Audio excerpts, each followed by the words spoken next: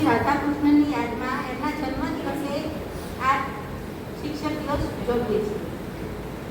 એમને એ ભારતના પ્રથમ ઉપરાષ્ટ્રપતિ હતા અને ભારતના બીજા રાષ્ટ્રપતિ હતા। જ્યારે રાષ્ટ્રપતિ બન્યા એ પહેલાં એમને 40 વર્ષ શિક્ષણ ખાતામાં એક શિક્ષક તરીકે સેવા આપી અને 40 વર્ષ શિક્ષણ ખાતામાં સેવા આપ્યા પછી જ્યારે તેઓ રાષ્ટ્રપતિ હતા ત્યારે એમના 25 થી 30 જેટલા વિદ્યાર્થીઓ એમને મળવા જાય છે અને કહે છે કે સર અમારે તમારો જન્મદિવસ ઉજવવો છે। એમનું કહેવું એમ હોય છે સર્વપલ્લી સાહેબનું કે જન્મદિવસ ઉજવવાની મારી ના નથી, ઉજવો પણ એવી રીતે ઉજવો કે કાયમ માટે યાદ કરી જાય। એટલે પછી બાળકોને કહે છે કે મારે બધું જે આપણે ડેકોરેશન ને બધું કરીએ છે એના કરતાં મને સૌથી વધારે રાષ્ટ્રપતિ, ઉપરાષ્ટ્રપતિ અને શિક્ષણ 3 જગ્યાએ મેં સર્વિસ કરી, એમાં એમને 3 હોદ્દાઓમાંથી શિક્ષકની પદવી વધારે બની। એટલે કે એના લીધે પછી બાળકોને કહે છે કે મારે મારો જન્મદિવસ શિક્ષણ ખાતાને લગતો ઉજવવો છે। એના કારણે બાળકોએ પછી એમનો જન્મદિવસ ઉજવ્યો અને ત્યારથી ડૉક્ટર સર્વપલ્લી રાધાકૃષ્ણનો જન્મદિવસ 5મી સપ્ટેમ્બર શિક્ષક દિન તરીકે ઉજવવામાં આવે છે અને 5મી ઓક્ટોબર એ આખા વિશ્વનો શિક્ષણ દિવસ અને 8મી સપ્ટેમ્બર એ વિશ્વ સાક્ષરતા દિવસ છે। વિશ્વ સાક્ષરતા દિવસ એટલે કે શું? ખાલી તમને લખતા વાંચતા આવડે એ વિશ્વ સાક્ષરતા, એમાં ડિગ્રી નહીં, ખાલી તમને લખી શકો અને વાંચી શકો એ વિશ્વ સાક્ષરતા દિવસ કહેવા માંગુ છું। હું સૌથી પહેલા આ શાળાના આચાર્યશ્રી તથા મારા ગુરુજનોનો ખૂબ ખૂબ આભાર માનું છું કે જેમણે મને ધોરણ 11ના તત્વજ્ઞાનના શિક્ષક અને વાઇસ પ્રિન્સિપલ તરીકે ફરજ બજાવવાનો મોકો આપ્યો। તેથી થેન્ક યુ। હું સર્વેને એક વાત કહેવા માંગુ છું કે જો કોઈ વિદ્યાર્થીને ટીચિંગ ફિલ્ડમાં જવું હોય તો તેને માટે આ દિવસ સુવર્ણકાળ છે તથા મારા વિદ્યાર્થી મિત્રોએ મને ખૂબ જ સાથ સહકાર આપ્યો, તેથી તેમને પણ થેન્ક યુ। અંતે તો બસ હું એક શિક્ષકનું સમાજ કેવી રીતે શણગારે છે એના વિશે કહીશ। એક શિક્ષક સમાજને કેવી રીતે શણગારે છે તેના વિશે કેટલીક પંક્તિઓ કહીશ। અનહદ હેત હૈયામાં ધરી એ વર્ગમાં સૌને આવકારે, સમાજની અવળી સવળી વાતોને એના ગણકારે, બસ આ શિક્ષક સમાજ શણગારે, અગણિત કામો વચ્ચે એ વર્ગને સ્વર્ગ બનાવે, સપનાની આંખો એ દરેક બાળદેવને સજાવે, સ્વને ખર્ચી નાખીને શિક્ષણની જ્યોત પ્રગટાવે, બસ આ શિક્ષક સમાજ શણગારે, છતાં શિક્ષણના સથવારે ગામ આખાને તરાવે, બસ આ શિક્ષક સમાજ શણગારે, માન સન્માનની પરવા વિના એ સૌને સંભાળે, દફતરથી લઈ ઓફિસ બેગ સુધી અને ચૂપચાપ પહોંચાડે, માસ્ટર બનીને તમને જીવનમાં માસ્ટર બનાવે, બસ આ શિક્ષક સમાજ શણગારે, બસ આ શિક્ષક સમાજ શણગારે। અસ્તુ। તેમના કવિ ચંદ્રકાંત શેઠ, જન્મ 3/2/1938। આ કાવ્યમાં કવિ રાજેન્દ્ર પટેલની માનું અવસાન થવાથી તેમને એક પંક્તિ કહી હતી કે છત્ર મળશે છાયા મળશે, છત્ર છાયા મળશે માનો ખોળો ક્યાં, જીવનમાં છત્ર મળશે છાયા મળશે માનો ખોળો ક્યાં। ચંદ્રકાંત પટેલે આ પંક્તિ સાંભળીને તેમને પણ કવિ કેમ એમનીમાં જ લખી દેતા છે પંક્તિ? તેમને શોખ થતો હશે? ના, કારણ કે જે કવિતા લખે છે ને તેને પોતાનો પ્રેમ ભાવ, તેના પ્રતિ કેટલો પ્રેમ હોય, કેટલો ભાવ હોય, કારણ કે પંક્તિ તેની કવિતા કાવ્ય ઉર્મી કાવ્ય તે રીતે બને છે। આમાં રાજેન્દ્ર પટેલનું માની અવસાન થવાથી તે ખૂબ જ દુઃખી છે। અત્યારના સમયે જોઈએ આપણે તો અત્યારના સમયે માતા પિતા જેની પાસે માં નથી એને જઈને પૂછો કે માનો અવાજ, માનો ટહુકો સાંભળવા કેટલા રડે છે, કેટલા અનુભવ। જેવો માનો અવાજ સાંભળીએ ત્યારે આપણે ખબર પડે કે માં કેટલી આપણા માટે મહત્વની છે। આપણે કાવ્ય શરૂ કર્યું। છત મળશે ને છત્તર મળશે, બોધ માતાની ક્યાં, શયન માટે શક્યા મળશે, સોડ માતાની ક્યાં। તો કે જ્યારે આપણને માને જન્મ આપ્યો, આપણે નાના હતા, શાળામાં ગયા, મોટા થયા, ઓફિસર બન્યા, બિઝનેસમેન બન્યા, લાખો કરોડો રૂપિયા કમાયા। આપણને લાખો કરોડો રૂપિયા કમાઈને આપણને એક બંગલો બનાવ્યો હોય, લાખો લાખો કરોડો રૂપિયા, તેમાં અલગ અલગ રૂમ તો હોવાના, અલગ અલગ રૂમો, તેમાં આપણને રહીએ છીએ, પણ આપણી માતા ત્યાં નથી તો બંગલો, ધન, સંપત્તિ શું કામની? આપણી પાસે માં નથી, આપણી માં ત્યાં નથી તો ધન સંપત્તિ પણ કશા કામની નથી. સુવા માટેનો બેડ છે, પલંગ છે, પથારી છે, પણ માતાની સોડ, માતાના ખોળામાં જે આરામ આવે તે આપણને ક્યારેય કોઈ સોડ કે પથારી, લાખો રૂપિયાનો પલંગ હોવા છતાં પણ તે ઊંઘ આપણને આવતી નથી. રસ્તા મળશે, રાહી મળશે, રાહત માની ક્યાં? કે જીવનમાં તમે જ્યારે ચાલતા હશો ત્યારે રસ્તામાં મુસાફરો મળશે, રાહદારી મિત્રો, તમારા મિત્રો પણ મળશે. જ્યારે તમે નાના હતા ત્યારે તમે ઓગરી પકડીને તમારી માની આંગળી પકડીને ચાલતા હતા, એટલે તમને કેટલો વિશ્વાસ હશે કે મારી માં મારી સાથે છે, તો મને શાનો ડર? હું રસ્તામાં ચાલતો હોય, કોઈને બોલવાનો મને શાનો ડર લાગે? કારણ કે મારી માં મારી સાથે છે, મારી માં સાથે છે. એક વાત કહું, એક છોકરો હતો અને એક છોકરો હતો ને કે બેન હતી. તેની જ્યારે છોકરો જન્મ થયો ત્યારે તેની માતા મૃત્યુ પામી. છોકરો નાનો હતો, પછી થોડો મોટો થયો, તેની બેન મોટી હતી. બેન કહે, ભાઈ આપણની માં નથી તો આપણને કેવું થાય છે? જ્યારે આપણની માં નથી તો આપણને કેવો અનુભવ થતો હશે? છોકરો જ્યારે જાય છે અને કહે છે કે બેન, તું જ્યારે મોટી થઈ સાસરે ચાલી જઈશ તો હું શું કરીશ? હું કરીશ, હું શા માટે? કારણ કે મને તારા વગર નહીં ફાવે. જ્યારે તું સાસરે જતી રહીશ તો પછી હું એકલો શું કરીશ? માં પણ નથી તો મને કેમ ફાવે? માં પણ નથી. બીજી વાત સર્વદેશી બરાબર, તો એમાં શું હોય? માણસો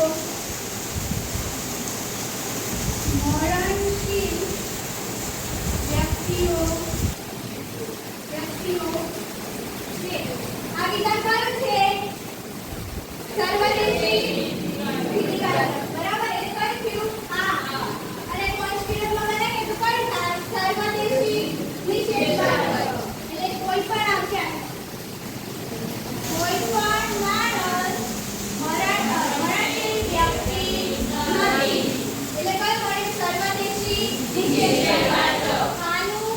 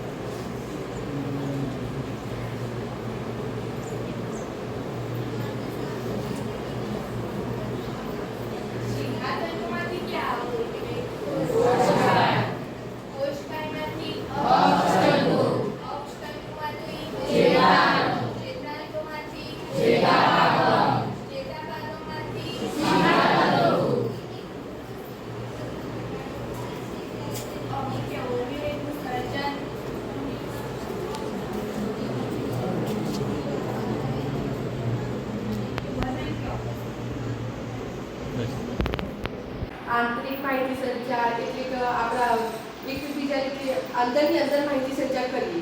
કંપની તો સંચાલકો એ કંપનીના માલિકને જે માહિતી સંચાર આપવું એ અંદરના અંદર જ છે, એ કંપનીની બાજુ ના જોઈએ. પછી બાહ્ય માહિતી સંચાર એટલે બહારના વિસ્તારમાં એ માહિતી સંચાર આપવામાં આવે તે બાહ્ય માહિતી સંચાર. પછી મૌખિક એટલે આપણે બોલી જે માહિતી સંચાર કરીએ તો કોઈ સભા બેસે અને આપણે બોલી નિવડો કહીએ તે મૌખિક રીતે બોલી જે માહિતી સંચાર થયો. પછી લેખિત રીતે કોઈ કંપનીમાં આપણે લખી માહિતી સંચાર કરીએ તો આડી મુશ્કેલી ઉદ્ભવે આડીનું નિરાકરણ છે તે લેખિત રીતે માહિતી સંચાર થયું. એટલે માહિતી સંચારના અનેક પ્રકારો છે.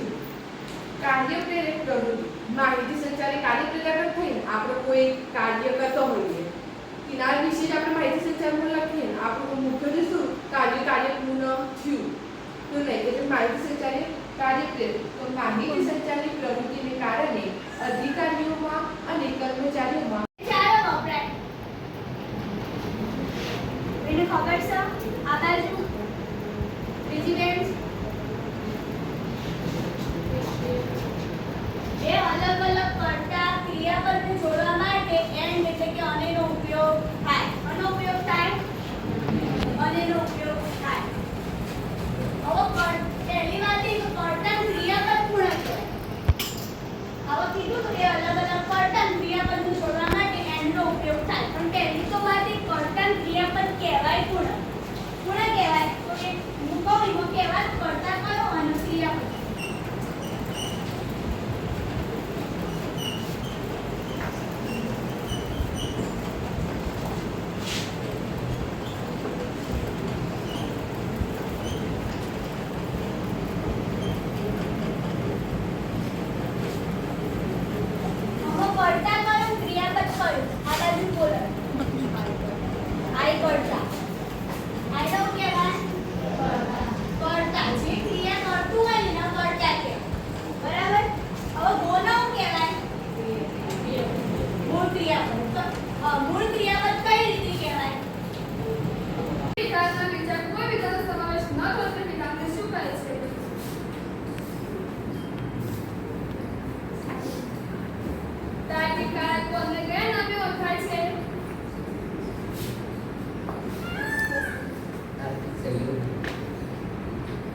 વિકલ્પની શાબ્દિક રજૂઆત માટે કયા શબ્દનો ઉપયોગ થાય છે?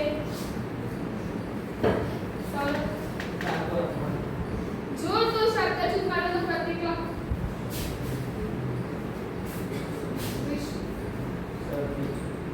જો તો અને તો શબ્દ જૂથ માટેનું પ્રતીક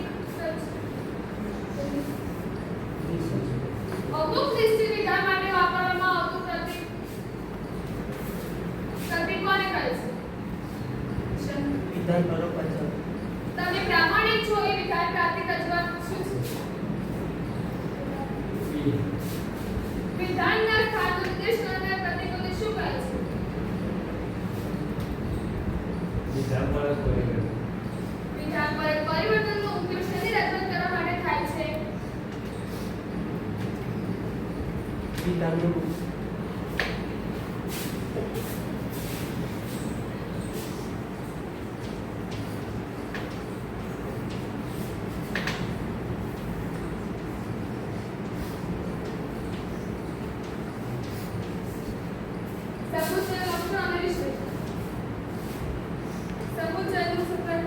ઘટકનું વિધાન દિવસના મૂલ્ય સંયુક્ત વિધાન અને દિવસના મૂલ્ય P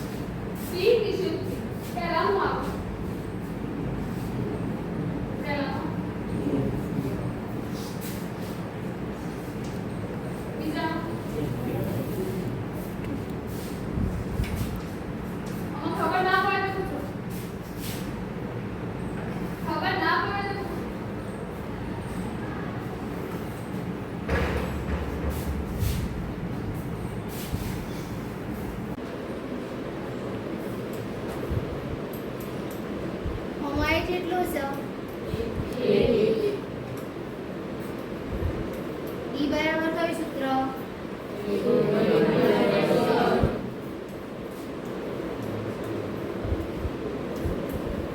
એ2 જેટલો સ ઓછા એ જેટલો સ કેટલો આવો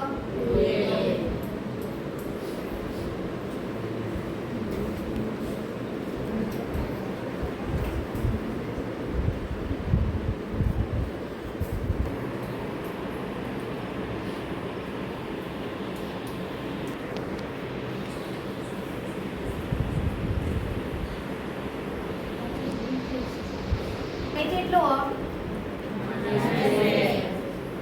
અને ડી બરાબર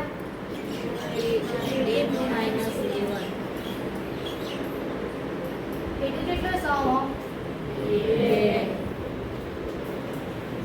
A1 માઇનસ માઇનસ પ્લસ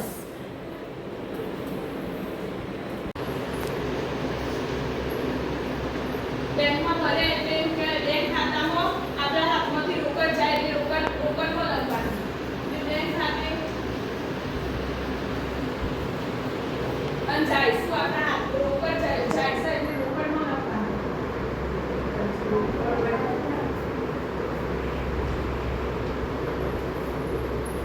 આ બાજુ આવશે આ બેંકમાં પૈસા આવું એટલે રોકડ આવો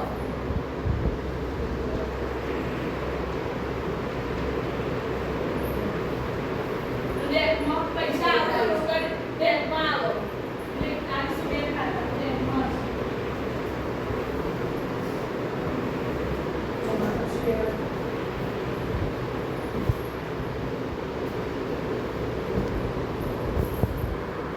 બધી અનુકૂળતાઓ રહે છે આપણે વિદ્યુત લઈએ છીએ તો આપણને અંદર થાય છે કે આપણને આ જગ્યાએથી ફરીવાર વિદ્યુત મળી શકે છે એવા પદાર્થ કે જેના ઉપયોગ વિશે કશી ખબર નથી જ્યાં સુધી કોઈ પદાર્થના ગુણ અને તેનો ઉપયોગ ખબર નથી ત્યાં સુધી આવા પદાર્થો અજ્ઞાત સંસાધનો છે એટલે કે એવા પદાર્થ કે જેનો ઉપયોગ વિશે આપણને કશી ખબર જ નથી આપણને એ ખબર જ નથી કે આ સંસાધનોનો આપણે આમાં ઉપયોગ કરી શકીએ છીએ એવા સંસાધનોને અજ્ઞાત સંસાધનો કહે એમેઝોન નદીના મુક્ત પ્રદેશના રહેવાસીઓ રબરના વૃક્ષોને ઓળખતા હતા પરંતુ તેનો અર્થ શું હોય કે કોઈ પણ બે વિધાનમાં ઉદ્દેશ પદે સમાન વિધેય પદે સમાન અને તેમાં શાનો તફાવત હશે નિયતતાનો પૂર્ણ તફાવત હોય નહીં એટલે નિયતતાનો તફાવત હશે તેથી તેને આશ્રયાશ્રિત વિરોધ કહેવાય આશ્રયાશ્રિત વિરોધનું ઉદાહરણ જોઈએ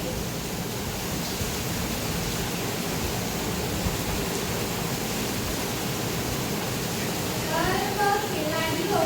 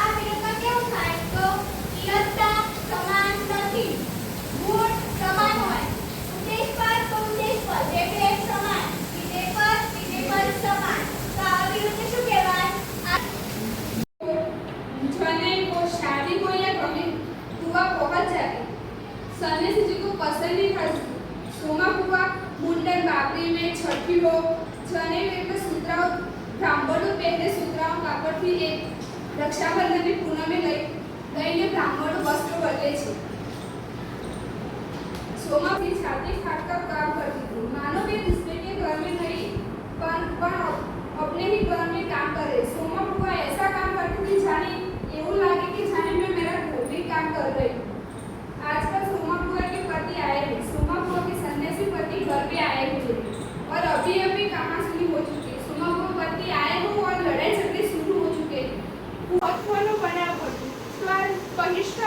સ્વદેશી ચળવળ હતો ને એ ભારતની ચળવળમાં એક મહત્વનો ભાગ હતો. બળભંગના આંદોલન 1905ની સાથે સાથે બહિષ્કાર અને સ્વદેશી ચળવળોનો અંગ્રેજીની કૃટિનીતિના પરિણામે ભાગલા પાડો અને રાજ કરો નીતિને લીધે બહિષ્કાર અને સ્વદેશી ચળવળો વેગ મળ્યો. સમગ્રતા બહવિહગા તત્ર રાત્ર નિવસતી. ગોદાવરી નદીને કાંઠે એક વિશાળ શિમળાનું ઝાડ હતું.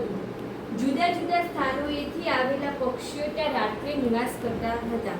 તેષુ લઘુપતક નામ વાયકતમ અસ્તિ. તેમાં જીવન તેમજ આત્મકથાઓના પુસ્તકો છે. જીવનચક્ર, પગદંડી, જીવન વિચારના વગેરે એમના નિબંધ ગ્રહો છે. એટલે જીવનચક્ર, પગદંડી, જીવન વિચારના વગેરે એવા નિબંધ એવા લખેલા નિબંધો છે જે આપણો નિબંધ પારામાં લખીએ છીએ. જે રીતે વર્ષા ઋતુ વિશે લખો એ રીતે હોવાના જે ધૂમકેતુના લેખક જીવનચક્ર, પગદંડી અને જીવનની વિચારણા વગેરે નિબંધ સંગ્રહો લખ્યા છે. અને બીજા નાટકો તેમની તેમજ ઠંડીની કુંતા અને બીજા નાટકો એમના નાટ્ય સંગ્રહો છે. ખલીલ અનુવાદ વિદાય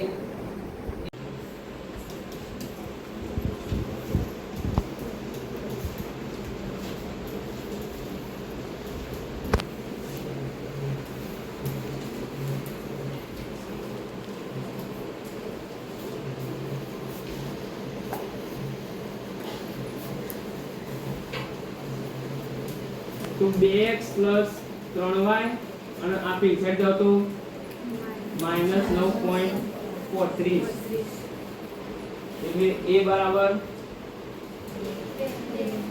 b બરાબર c બરાબર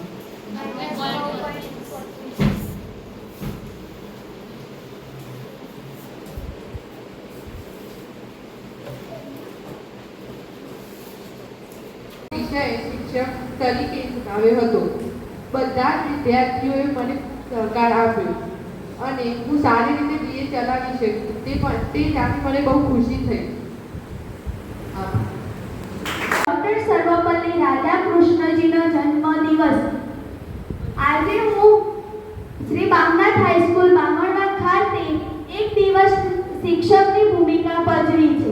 હું ધોરણ 11-12માં ઇંગ્લિશના ટીચર તરીકે મારો રોલ ભજવ્યો છે. ધોરણ 11ના બાળકો મારા માટે નવા હતા. એ મારી જોડે ભણતા ન હતા, પણ એમને ભણાવીને મને જે આનંદ થયો એ બદલ મને જે જવાબો આપ્યા, મેં પ્રશ્નો પૂછ્યા, એ મારા માટે હું દિલથી એમનો આભાર માનું છું કે એ બદલ મને સાથ સહકાર આપ્યો. અને ધોરણ 12ના વિદ્યાર્થીઓ એટલે કે મારા સાથી મિત્રો મને ખૂબ જ સહકાર આપીને મારા દરેક પ્રશ્નનો એમને દિલથી જવાબ આપ્યો છે.